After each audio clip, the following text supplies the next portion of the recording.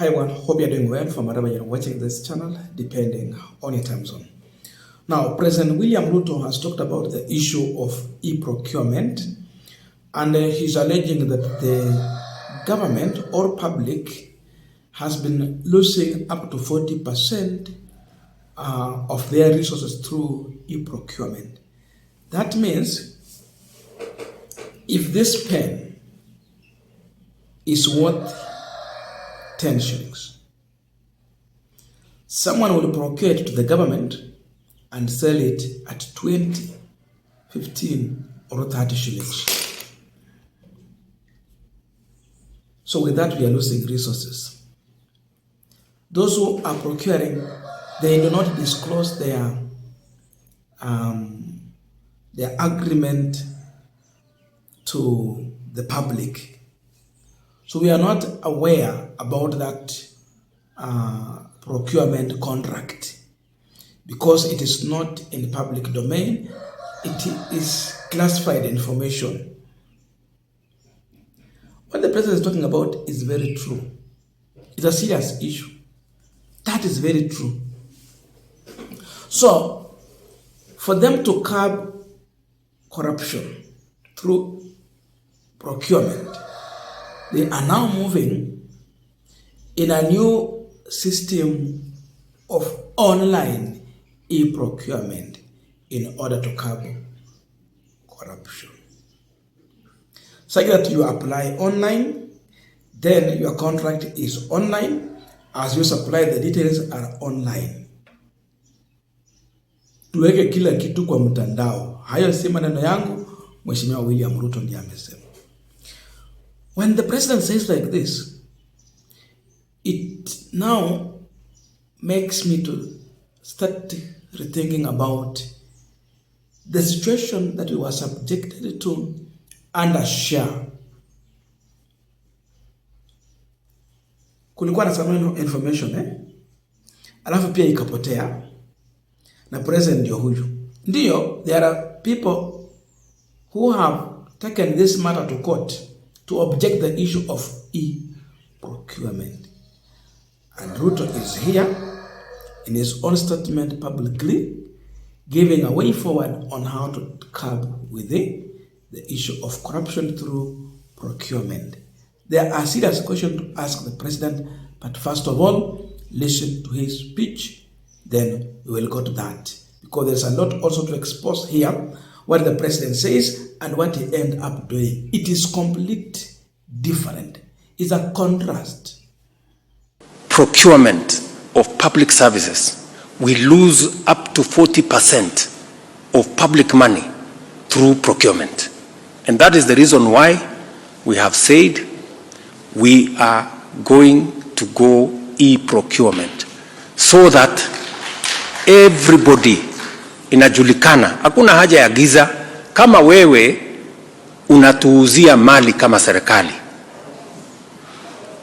shida iko wapi kama wananchi wamejua umetuuzia kwa shilingi ngapi? Why does it have to be in the dark? All we are saying is if you sell something to government, let it be made public. Fulani alituuzia kitu fulani kwa shilingi fulani. Kwa sababu kitu ya shilingi 10 serikali inanunua na shilingi 15 ama shilingi 20. Why? Sijui kama tunaelewana. So we have said tuweke kila kitu kwa mtandao hapo. Wewe fulani wa fulani ulituuzia simiti gunia moja shilingi 2,000. Simiti kawaida kwa duka ni shilingi 700.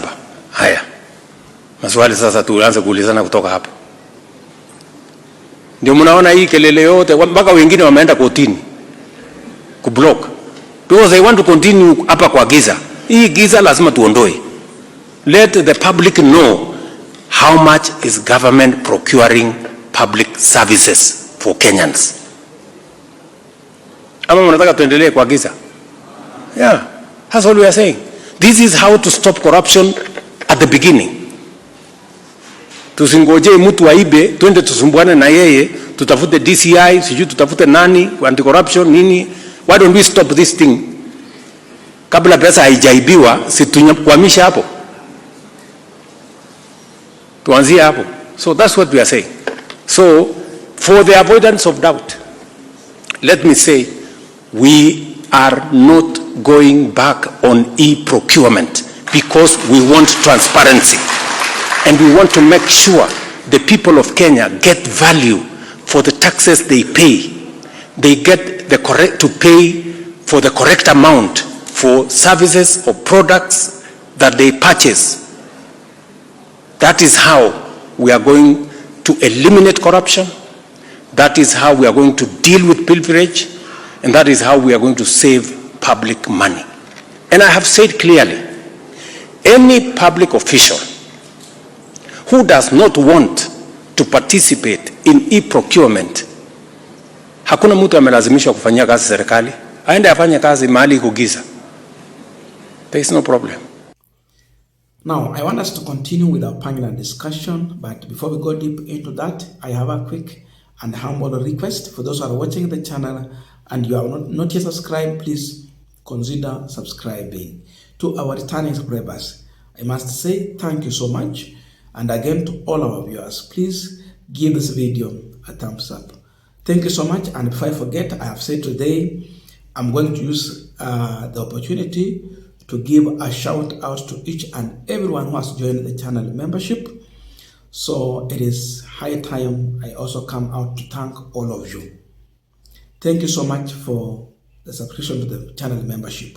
For those who want to join, you can just do it by pressing on the join button. It is just after the video down there, there's a join button. That is one of the ways you can support us directly. It is a way also to help us pay our bills here and there. So thank you to those who have done so and those who are also willing to join. A big shout out, but it is general shout out to all of you. Thank you so much. Now, when Ruto speaks like this, you will be convinced that the president has a solution to the problem. No, I want to tell you, President Ruto has no solution to that problem of procurement and the corruption that happens there. A lot of public resources is siphoned through this procurement thing. And it is not a one-way traffic. There is the seller and the buyer. So the procurer has a person also who is receiving in the government, and they does this thing together. So it's a group of people. Ndio maana unasikia wameenda kotini kwenda kupinga. Why am I saying that the president has no solution to that? Recently, we had a discussion about the SHA.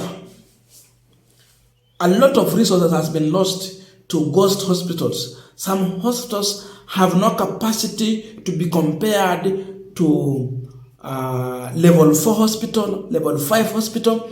But you find someone has put a tent, like ile ya Wamasai, wanaita namna gani, Manyata. And then some few medicines here and there. Then you are being told a patient was treated here in a level 5 hospital and this amount of money was charged. Hata ukiona pesa wanasema na uone mahali penye wamejenga hiyo kitu na hizo vitu wamejenga, you get confused. What followed that? We are waiting to see the president dealing with those who are in the Ministry of Health head on, directly, right from starting with his CS for Health, Aden Duale. Unajua Aden Duale ndiye ameshare this information after the president saying this. If Ruto means serious about dealing with corruption, he would start by firing Aden Duale. But the president is not serious about that. But leave that alone. There was this information on the website of SHA. Immediately the government learned that Kenyans are getting more information on the website. They went on without wasting time, swiftly to close that website. It is locked. You can't access now. But it's telling us procurement should be in a public so that we know what you are procuring and all that. Good talking, eh? Sweet talking. Very sweet. But what happens if the president is serious? Let him order Aden Duale and the team to open that website without tampering with it. If they bring it back, they would have been tampered with it, then wanarudisha. Na hata wasirudisha huenda. But there is a way you can recover that information. Why can't they bring it to the public? So when I look at that, I am convinced that the president is lying. And I am not convinced by the president's statement. Ruto is just lying on a normal day, the way he normally do it. So, for me, it is waste of time taking the president's word seriously or even listening to his statement. This man is lying. Hata wale wenye wako kotini, wengine ni watu wa Ruto. You can start something and send your people to the court, then you end up playing with the public mind. Reverse psychology is something that Ruto is trying to apply on Kenyans to buy our patience and trust. You see? Lakini mimi sioni kitu kingine hapo. Sioni. Now, I don't know your views, but please let us meet in the comment section to continue with our discussion. Thank you so much and see you in our next video.